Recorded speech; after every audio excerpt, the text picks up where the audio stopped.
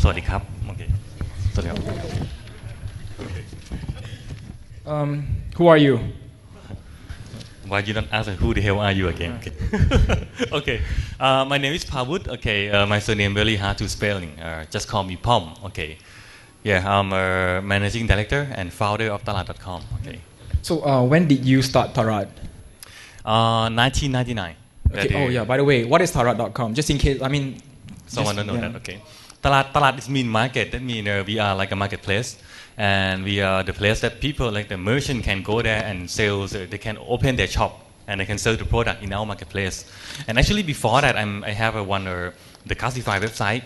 The name is ThaiSecondhand.com. That let the people can sell everything freely like a C2C market. And then we step into like a B2C market. Yeah. Mm-hmm. Okay. So Tarat.com started in 2000 and. Thai Second. I'm start firstly in ThaiSecondhand.com 1999 and Talat.com in 2001. Okay. That is the worst. In 1999, it's the worst. It's a crisis in Thailand. If you remember, yeah. Right. Don't remember. I'm too Yeah. too young. Tom Yum Kung crisis. That everything's going down I at that see. time. Yeah. Okay. So when did Rakuten acquire your company, buy your company? After running the company around from 1999 2009, okay, maybe last 3 or 4 years ago. Okay. And that time with Rakuten plan to expanding like globalization. And then they're flying around the world, and then they visit to Thailand, and then I have chance to talking with the Mickey, CEO of the Rakuten in that time, and then the thing that that time I think that the Rakuten is very interesting model. In that time, no one know because Rakuten is very popular in Japan, but outside of Japan, zero. No one know that. How much did they buy your company for? The value in the newspaper around $3 million. US $3 million. But I'm still on. But now I'm minority. I sell the majority to them. Okay. Okay, I think I think the focus of this whole interview is really to understand like what is the life after Rakuten acquire Tarat. So just to give some background is that I actually heard Pawut speak in Vietnam, and I was really inspired because he was talking about the way he ran his company before and after the acquisition. So which is the main meat of this coffee chat. So can I just ask like what is it like in No, okay. no. Finish. Okay. Go ahead. Finish. Yeah. So what is it like working with Rakuten? I would say that everything changed because normally before I'm joined with Rakuten, I have a staff around 70 people, and we working like very freely, really no system. We have system, but it's not in terms of operation, it's not quite good. But after we working with we joined with Rakuten, everything changed. I think it's like a turnaround, because everything has to be numbered, and everything has to be punctual. And the one thing it's very important for us is in terms of communication. We communicate a lot. We have in terms of communicate, we have many way of communication. It's something like we have a morning meeting every morning. Every team have each team have a daily communication in each team. And in the end of the day, they have we call Nippo. It means daily reporting. That means every person have to submit your daily report to their boss. That means I got the reporting. Although I'm not in the company, I know everything in the company. What is movement, and everything changed in terms of the KPI. Is very good for me in terms of management, because before that, in terms to knowing what the direction of the company and how much we far from the target. Maybe it takes time for you to know that. Okay, but after we set very good KPI and get very good forecasting, that means you can know every hour. Sometimes we have a KPI by day, by hour. That means we can know that how much the target will be far from the target. Okay. So can you be more specific? I understand Rakuten as a Japanese company is a very data-oriented company. So could you give us some example on like how they measure the data, look at the data, and take actions to improve the data? I think one thing, I think everyone have a goal and a target, right? But most of the people, I think startup when they have I want to reach $1 million per year. But do you know that how you can actually reach that number? But before that, I'm the same. I don't know. I just set the target and said, oh, you want to reach that. Okay, lucky. Maybe sometimes you can reach that number. But sometimes you're unlucky. You cannot reach that number. But for the Rakuten way, if you want to reach $1 million, we break that, right? Break down from $1 million per year. We break down to per month. And then we break down from per month to per day, and how much target revenue we have to reach per day. And we break down if we want to reach the revenue from this number, what is the factor related that we can generate the number that we call the breakdown, or we call the KPI tree. The KPI tree is very important. That means we have the target and we break down everything. What number is related that you can achieve the target. Everything is something like for e-commerce, the main KPI that we have is one of the traffic. We talk about the quality traffic. The one thing we talk about the conversion, that how we can convert the people to be a buyer. And the last one is the price per order. That means average price per order. That means we divided, we have each KPI, and each KPI belongs to each department. That means each department, they have to reach that number, because every number is very important. And each number for each department, break down to each people in each department. And every day, every hour, we're tracking that. Okay. That is the way. That is, I think, key success of the of the Rakuten or Japanese company. So I mean, so basically, just allow me to summarize and correct me if I'm wrong. So basically, if a company has like a target of like $1 million in sales, and then you break it out in months, break it down in days, break it down into different departments, break it down to different level of individual, right? And it could be broken down into hours. Right. Yeah, sometimes, not always. Not always. For me, sometimes we have an hourly. Yeah. Okay. So I mean, if you break down and measure people hourly, it doesn't. I mean, it's kind of like stressful, right? No. It's automatically. That means everything that they're doing, we not ask them every hour, but the system, send up the reporting every hour. But sometimes, but normally every day. Or sometimes we have every half day. That means when we know that, okay, it's a half day already, but the target, we reach the target only maybe 30%. That means we have to do it more in the half day left, right? That means if you cannot achieve the 1 day target, that means the whole month target is impossible. That means you have to achieve, every day and every target that we have it. Okay. So I believe that Rakuten has a certain software to track all this kind of KPIs. Excel. Okay. So.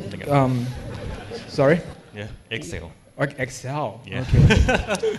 That is the best too. But okay, we have some, now we try to change to like... sorry, you have a template? Tablet, yeah. Yeah, send it to us, please.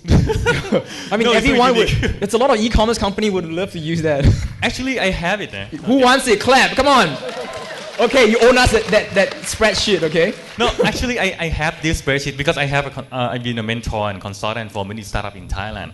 And when the many startups coming and they ask me, hey, I want to do that, and they stop, do something. Please do, I have an Excel file, a template that, okay, please fill the number in this template, and you come back and talk to me.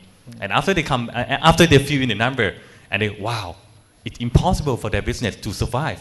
Because in this template, tell everything about it. One is resource, how much you're gonna pay for the salary, marketing, and in terms of the target of revenue per month, cost per month, explain everything is gonna be. I have like a graph that you can comparing. You can download from my website. Okay. Yeah, pawut.com. Pawut.com, very simple. But you use Google Translate.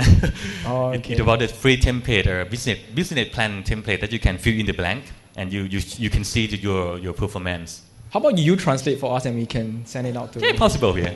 Okay. Maybe I can. So, like, guys, okay, so you own us a spreadsheet template. Yep. So, it seems like after you join Rakuten, you have become more data-driven. Yep. Right? So what are the other lessons that you learned after you joined, after Rakuten acquired your company?